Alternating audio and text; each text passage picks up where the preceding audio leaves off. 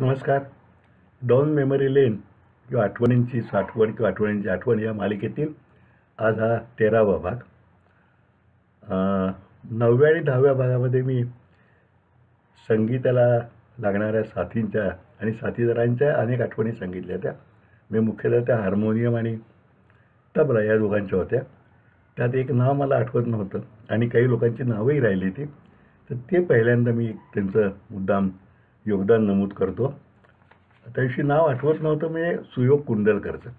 अरविंद सत्यांचा शिष्य तो आणि अतिशय देखणं व्यक्तिमत्व एखादा सिनेमात हिरो असावा. अतिशय तन्मयतेनं हार्मोनियम वाजवणारा, साथ करणारा, अतिशय नम्र स्वभावाचा असा हा गुणी कलाकार आहे. त्याचबरोबर श्रीराम हसबनीस हे अनेकदा उत्तम साथ करतात आणि शिवाय त्यांचं वैशिष्ट्य असं की ते स्वतः उत्तम चित्रकारसुद्धा आहेत. अनेकदा मंजुषा पाटलांच्याबरोबर ते वाजवले सातारला आणि इतर अनेक कलाकारांना ते साथ करत असतात. आणखीन एक नाव आहे हार्मोनियममध्ये म्हणजे राहुल गोळे. स्वतः ते चार्टर अकाउंटंट आहेत. म्हणजे अरविंद सत्ते डॉक्टरेट फिजिक्समध्ये केलेले आहेत आणि राहुल गोळे चार्टर अकाउंटंट आहेत, पण उत्तम हार्मोनियमची साथ ते करतात. आणि एक दादा नाव असं म्हणजे चिन्मय कोलटकर. खूप कमी कलाकारांना ते साथ करतात, पण त्यांचं वाजन अतिशय दर्जेदार समजलं जातं आणि नाट्यसंगीताला ते उत्तम साथ करतात असे चिन्मय कोलटकर. तबल्याच्या बाबतीमध्ये नावं राहिली ती 2-3 अशी मला आठवतात की प्रशांत पांडव खूप गुणी कलाकार आहे आणि अनेक कलाकारांना साथ ते करतात नेहमी. आणि त्याचं वैशिष्ट्य असं की उत्तम तबला वादक आहे, तो उत्तम कीर्तनकार आहेत. अगदी रेग्युलर कीर्तन ते 1.5-2 तासाचं करू शकतात आणि लोकांना खेळवून देऊ शकतात. हार्मोनियम वादकामध्ये आणखी एक नाव राहिलं तर कुलकर्णींचं. अनेकदा शौनक अभिषेकींच्या बरोबर ते साथीला सातारला आहेत. त्यांच्याबद्दल एक किस्सा म्हणजे सातारला असताना त्यांचा पाय फ्रॅक्चर झाला आणि इथं सातारला ती दुरुस्ती फ्रॅक्चर म्हणजे ॲक्च्युअली ट्विस्ट झाला आणि ती दुरुस्ती करायला लागली. डॉक्टर समीर सोनीने तेव्हा खूप मदत केली त्यांना. तबल्यातलं दुसरं एक नाव मोठं म्हणजे केदार पंडित. खुद्द संगीत मार्तंड दसरा यांना ते साथ करायचे. नंतर अजूनही करतात. दसराजींना आता दसराजी तर नाही, पण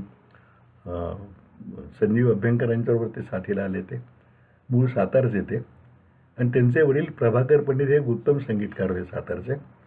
सातारच्याच त्यांच्या काही संगीतप्रिय मित्रांनी त्यांचा साताराला सत्कार केला होता 1975चा.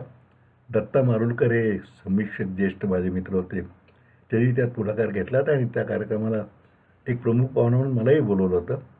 असा हा केदार पंडित अतिशय गुणी कलाकार आहे. आणखीन एक मोठं नाव राहिलं तबल्यातलं म्हणजे तालयोगी सुरेश तळवलकर, ज्यांनी अनेक शिष्य घडवलेत. म्हणजे त्यामध्ये आणखी एक नाव राहिलं त्यामध्ये रामदास पळसुल्यांचं, तेही तालयोगींचे शिष्य विजय घाटे त्यांचे शिष्य. पण स्वतः सुरेश तळवलकर अतिशय उत्तम तबला, त्यांची कन्याही तबला उत्तम वाजवते आणि गजाननराव जोशींच्या बरोबर ते साथ करायचे. आणि गजाननराव जोशींच्या स्मृतीप्रित्यर्थ औंधला जो संगीत महोत्सव शिवानंद संगीत प्रतिष्ठानच्या मार्फत तिथे ते अनेक वर्ष तबला साथ द्यायचे. आधी आता पुण्यात आहेत, पण अनेक शिष्य ते घडवत आहेत आणि गुरुकुल पद्धतीनं शिकवत आहेत त्यांना. यामुळं त्यांचंही नाव घेणं महत्त्वाचं अतिशय मला वाटतं. निखिल फाटक असा एक गुणी तबला वादक आहे. अनेकदा त्यांनी राहुल देशपांडेंच्याबरोबर साथ केलेली आहे. आणि आणखीन एक तबला वादक म्हणजे प्रसाद जोशी, ते उत्तम साथ करतात आणि त्याशिवाय ते स्वतः संगीत दिग्दर्शनही करतात. काही अल्बमचं संगीत दिग्दर्शन त्यांनी केलं आहे. हे सगळी गुणी मंडळी आहेत आणि त्यांच्याबद्दल नेहमीच आपल्याला आदर वाटत आला आहे. आता सगळ्यांनी सातारकरांच्याबद्दल एक विशेष जिव्हाळा बाळगलेला आहे कायमचा.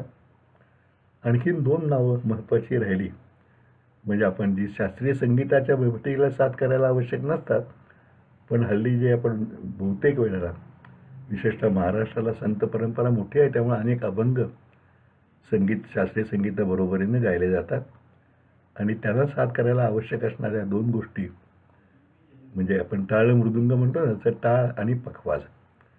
पखवाजामध्ये साथ करणारे दादा भारतीय कीर्तीचे वादक पंडित भवानी शंकर, सातारला तेही आले ते आणि सज्जनगडावर त्यांनी आपली संगीत महोत्सवात सेवा रुजू केली. ती एक आठवण माझ्या लक्षात आहे अजूनसुद्धा की ते आम्हीच गडावर तर कार्यक्रम त्यांना झालाच, पण मग दुसऱ्या दिवशी सकाळी सातारला समर्थ सदनमध्ये त्यांचा कार्यक्रम होता. ते आणि विजय घाटे दोघांची जुगलबंदी अशी अतिशय अप्रतिम कार्यक्रम आणि दोघांची तयारी उत्तम.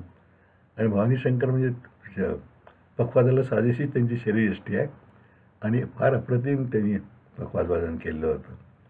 अनेकदा जाकीर हुसेन यांच्याबरोबर ते वाजवतात भारतामध्ये आणि अनेक रेकॉर्डिंगमध्ये ती वाजवलेलं आहे सिने इंडस्ट्रीमधल्या. छान त्यांच्याकडे जुन्या आठवणींचा खजिना आहे. R.D. बर्मन म्हणजे पंचमनांच्या आठवणी काही त्यांनी मला सांगितल्या त्या दिवशी. फारच उमदं व्यक्तिमत्व असं आणखीन आपलंसं करून घेणारं. आणखीन त्यानंतर सातारची 2 पखवाज वादक मदन कदम आणि सचिन जाधव दोघे उत्तम पखवाज वाजवतात. अनेकदा बाबा महाराजांच्या कीर्तनात मी साथ केली आहे दोघांनी आणि भावी पिढीमध्ये त्या शिकवायचंही दोघं काम करतात. दोघे उत्तम अतिशय पखवाज वाजवतात. विषय निघाला तर बाबा महाराज अनेक वर्ष तबल्याची साथ करणारे बाबा महाराज सातारकरांच्या कीर्तनाला आणि त्यांच्याबरोबर सगळीकडे बरोबर असणारे गुलाबराव पोळ व्हायचे उत्तम तबला वादक. आणि बाबा महाराजांचं इतकं उत्तम ट्युनिंग जमलेलं की काय विचारायची सोय नाही. त्यांचं एक नुकतंच निधन झालं वाई तालुक्यातले ते मूळचे. त्यांच्याही बरोबर गप्पा गोष्टीचा योग आला होता. अनेक वर्ष बाबा महाराजांनी साथ केली. या सगळ्यांच्या साथीमुळे ते गाणं किंवा अभंग खुलत असतो. आणि महत्त्वाचं आता आलो तो आपण त्या टाळाकडे. टाळ म्हणल्यानंतर माऊली टाकळकरांच्याशिवाय टाळाची आठवण आपल्या कोणाला होत नाही. माऊली टाकळकर हे पंडित भीमसेन जोशीच्या संतवाणीच्या पहिल्या प्रयोगापासून त्यांना टाळाची साथ करायचे. आज वयाच्या 95 वर्षात माऊली आहेत. त्यांच्याकडे बघितलं तुम्हाला हे 95 वर्षाचे वाटणार नाही. अतिशय मूळ वारकरी संप्रदायाचे, पंढरपूरची पायी वारी करणारे आणि त्याचबरोबर मंडईमध्ये वारकरी भजनी मंडळाबरोबर ते सुरुवातीला वाजवतात आणि भीमसेन जोशींच्या गुणग्राहक नजरेने त्यांना अचूक हेरलं आणि आपल्याबरोबर संतवाणीला बरोबर घेतलं. संतवाणीचे सर्व कार्यक्रम माऊलीने टाळांची साथ केलेली आहे आणि अतिशय ते वाजवायला लागल्यानंतर त्यांचा उत्साह तुम्ही कुठलीही मैफिलीचं आता रेकॉर्डिंग काढलं किंवा ऐकलीत तर आम्ही गमतीनं म्हणतो माझे खूप जवळचे मित्र आहेत ते. माझ्याहून जवळजवळ 18-19 वर्षांनी मोठे आहेत. पण अरे तुरेच आमच्या गप्पा चालतात आणि मी म्हणतो माऊली काय म्हातारवर तुम्हाला उत्साहाला वाजवायला लागल्यानंतर ते म्हणते नाही ते वाजवायला सुरुवात झाली की मग बोलतात नाही. अतिशय उत्तम आणि मनाने निर्मळ असे माऊली आहेत. भीमसेन जोशी स्वतः त्यांचा कायम सन्मान करायचे. म्हणजे कुठे बरोबर असताना माऊलींना गाडीत घेऊन जायचे ते मैफिलीला जाताना. माऊली सांगतात की अनेकदा म्हणतो पंडितजी किती वाजता यायचे मी तुमच्या घरी येतो. नाही नाही म्हणले माऊली तुम्ही घरी थांबा मी तुम्हाला जाताना पिकअप करीन तुम्हाला चालायचं कारण नाही. आणि माऊलींचं वैशिष्ट्य असं की भीमसेन जोशींच्या 3 पिढ्याला त्यांनी साथ करी अजूनही करतायत. भीमसेन जोशीला केली, त्यांची चिरंजीवांना केली आणि त्यांचा नातू आत्ता गायला लागलेला आहे त्यालाही ते साथ करतात टाळांची. एक वेगळंच व्यक्तिमत्व आहे ते साधावेश आणि अतिशय काय म्हणतो खरंच म्हणजे संत परंपरेचा आपण पाईक असतो आपण असं म्हणतो ना अशासारखे माऊली. माझा त्याचा खूपच स्नेह आहे. म्हणजे चेष्टा मस्करी सगळी आमची चालती एकमेकात. आणि सातारला माझ्या घरीही अनेकदा ते आले. त्यांना मध्ये हृदयाचा थोडा त्रास झाला होता तेव्हा आवर्जून आम्ही सातारचे जे ज्येष्ठ धन्वंतरी आहेत फिजिशियन डॉक्टर हर्षे त्यांना दाखवलं होतं. आणि माऊली आज आत्ता त्यांचा नुकताच म्हणजे 95 वर्षात त्यांनी पदार्पण केलं. फोन केला सकाळी माऊलीनं. म्हटलं माऊली काय फक्त 95 ना अजून 5 वर्षांनी सेंचुरी पक्का शेकडा 100 वर्षाचा असतो. त्याचं माऊली बोलायला परखड आहे त्याची किंमत आमची चेष्टा चालते ना. अरे काय म्हणले त्याला तुमचे आशीर्वाद आहे. म्हटलं माऊली माझा कसला आशीर्वाद तुमच्यापेक्षा आम्ही 18 वर्षाचे लहान आम्ही आत्ताच म्हातारलो तुमची मात्र जवानी उधळत चाललेली आहे. नाही नाही म्हणले. आणि माऊलींनी अतिशय निर्व्यसनी असल्यामुळं आम्ही कायम त्याला म्हणतो की काय तुमचा दुधावर पोचलेला पिंड आहे ना त्यामुळे तब्येत उत्तम राहिली. आणि निर्मळ स्वभाव किती माऊलींचा. माझी नात म्हणजे मुलीची मुलगी रमा म्हणून आहे ती पुण्याला कॉलेज शिकत होती आणि ती स्वतः संगीतात चांगलं करते गाते आणखी हार्मोनियम वाजवत टाळी वाजवायला लागली. तर ती म्हणली आजोबा मला माऊलींच्याकडे टाळ शिकायला जाता येईल का. ती पुण्यात होती तर म्हणलं तू मी सांगतो माऊलींना आणि माऊलींच्याकडे जातो. माऊलीला फोन केला. माऊली म्हणले नको नको माझ्याकडे कशाला ती लहान मुलगी आहे मी येऊन शिकवीन तुझ्या घरी पुण्यात आहे तिथे. आणि माऊली खरंच 2-3दा आले. कराडला त्यांच्या घरी गेले माऊली, तिला शिकवलं आणि एका मैफिलीला तिला वाजवायलाही बसवलं.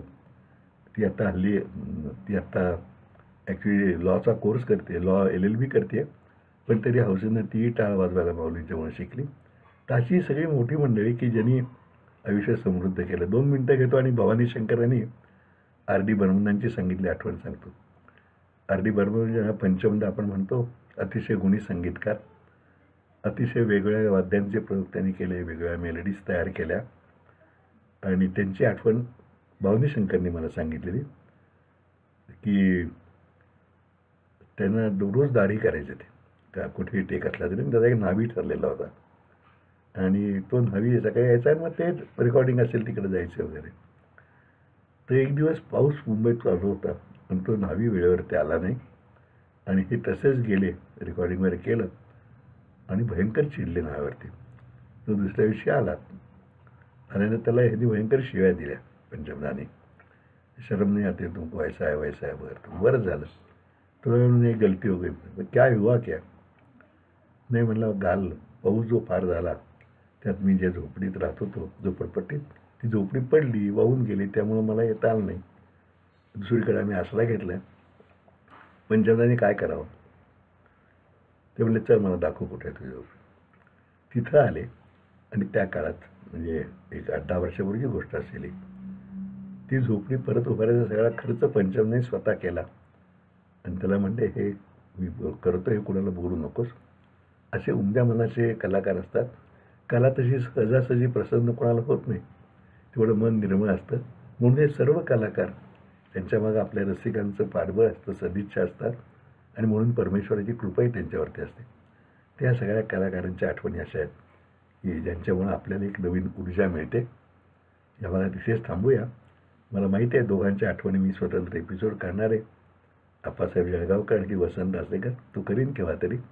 आज मात्र हा पूर्वीच्या 2 साथीतला राहिलेला भागात पूर्ण करूला म्हणून थांबतो आज इथेच. नमस्कार.